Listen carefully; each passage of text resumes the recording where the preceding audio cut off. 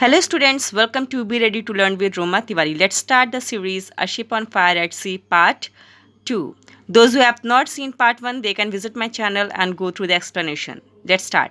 The moon went down and in a few minutes the majestic ship supplied all the light to the dark sky and black water.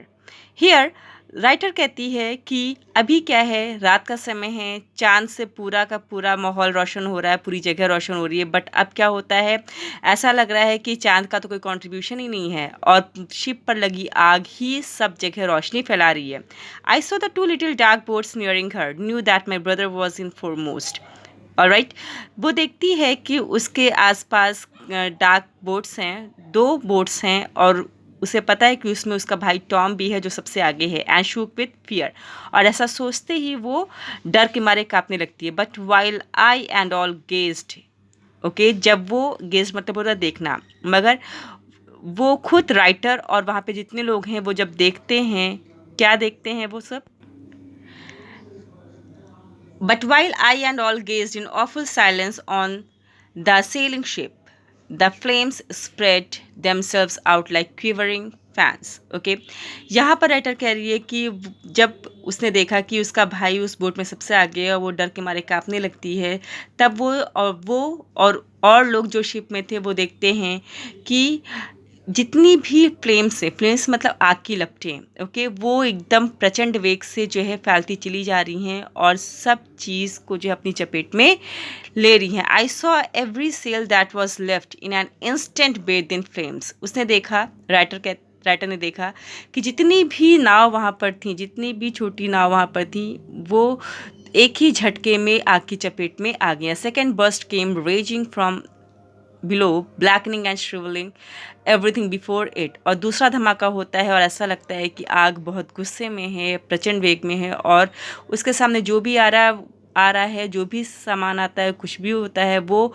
Black हो जाता है क्योंकि धुआं बहुत ज़्यादा है। और वो जैसे गरम चीज़ पर अगर पानी डालिए तो धुआं होता है और सूख जाता है। इन द सेम वे, अब चूँकि वो समंदर है तो सारी चीज़ें ऐसा लग रहा है कि सब चीज़ धुआं हो गई है और सब चीज़ भाप बनकर उड़ रही है और सब चीज़ जो है आग ने झुलसा दिया है। Then I saw the weltering fire run down again and still the wreck plunging her bows in the water came rocking on। फिर वो देखती है कि बिल्कुल अनकंट्रोल्ड, एकदम प्रचंड वेग से आग आती है।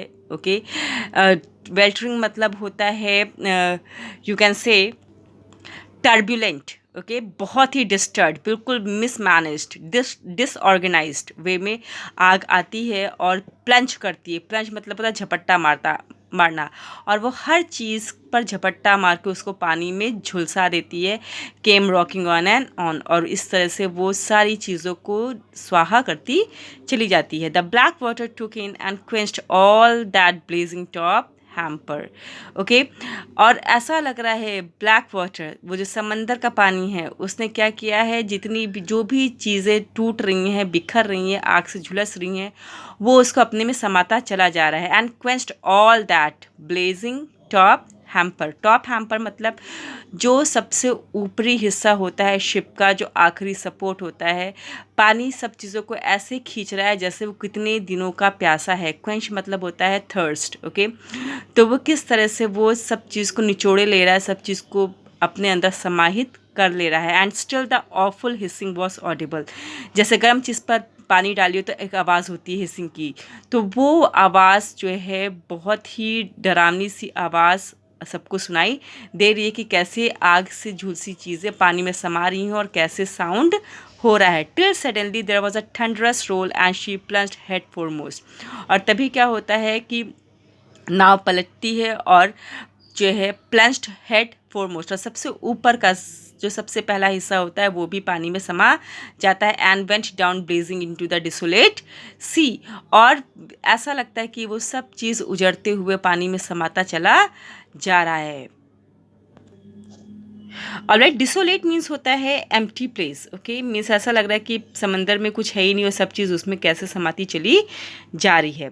In one instant that raging glow and all the fierce illumination of the fire were gone. और इसके बाद क्या होता है कि एक ही झटके में वो पूरा का पूरा जो ग्लो होता है, एकदम कैसा ग्लो है, आग का जो, आग की जो चमक है, और वो इल्यूमिनेशन जो चमक है वो कैसी है, वो आपको खुश नहीं करे, वो फियर्सफुल है, वो बहुत डरावनी है। ऑफ द फायर गॉन, और एक ही झटके में क्या होता है, जब सब चीज़ समंदर के अंदर समा जाती है तो सारी की सारी चमक और सारी की सारी वो डरावनी आवाज़ सब कुछ पानी में समा जाती है और सब कुछ ख़त्म हो जाता है, और वो आग भी ख़त्म हो जाती है। Darkness had settled on the face of the deep.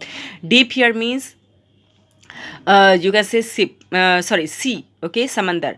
तो अब क्या हुआ, अब कोई आग नहीं है, कोई रोशनी नहीं है, अब सिर्फ और सिर्फ अंधेरा ही है, डार्कनेस ही है, और समंदर के सतह पे सिर्फ अंधेरा है। Oh the misery of the next half hour the boats when that ill fated ship went down. तो कहती है, राइटर सोचती है कि ये कैसा दुर्भाग्य था, आधे घंटे में सब कुछ झुलस के राख हो गया। और इल फेट, फेट मतलब होता है नसीब, वो कौन सा बदनसीब शिप था जो डूब गया। Must I knew have been very near her. तो वो कहती है कि हाँ, मुझे पता होना चाहिए, और वो बहुत ही पास में वो शिप थी। हैड दे बीन सक्ड इन, क्या सक मतलब होता है किसी चीज़ को निगल लेना, या यू कैन से डूब जाना। तो यहाँ पर सक का मतलब है डूब जाने से, ड्राउन होने से। तो वो सोचती है कि क्या सब कुछ डूब गया होगा। हैड दे बीन ओवरटर्न्ड, या ऐसा भी हो सकता है कि वो ओवरटर्न हो जाएं, और had they been so blessed as to be saved, और ऐसा भी हो सकता है कि हाँ वो जो है इतने खुशनसीब हों, ब्लेस्ड हों, ठीक है, कि वो बच भी जाएं। And to save some of the rest passengers and crew, और ऐसा भी हो सकता है कि कुछ मनहूस, रेस्ट मतलब होता है मनहूस, पैसेंजर्स एंड क्रू हो जो बच ना भी पाए हों। Of all the persons in the yacht then perhaps I suffer the most. फिर वह कहती है कि इन सारे के सारे जितने भी लोग हैं यहाँ पर, उनमें सबसे ज़्यादा कोई अगर दुखी है तो, या सबसे ज़्यादा जो सफ़र्ड है वो मैं ही हूँ। I was the most ignorant, मैं सबसे ज़्यादा इग्नोरेंट हूँ। I had no one to speak to, मेरे पास कोई नहीं है जिसके बारे में मैं बात कर सकूँ या जिससे मैं बात कर सकूँ। For Mrs Brand perhaps lest I should question her. फिर वो सोचती है मिसेस ब्रांड से मैं कुछ पूछ सकती हूँ। Had retreated and I could not think of addressing my uncle, he had plenty on his mind and on his hands. फिर वो अपने भाई और अपने अंकल के बारे में सोचती है कि इन लोग के पास बहुत कुछ था बात करने के लिए, बहुत कुछ था बताने के लिए, पर पता नहीं इन लोगों से मुलाकात हो भी पाएगी या नहीं, मुझे कुछ पता चल भी पाएगा या नहीं। Students, this was part 2, will continue the chapter, so keep studying, God bless you all, thank you.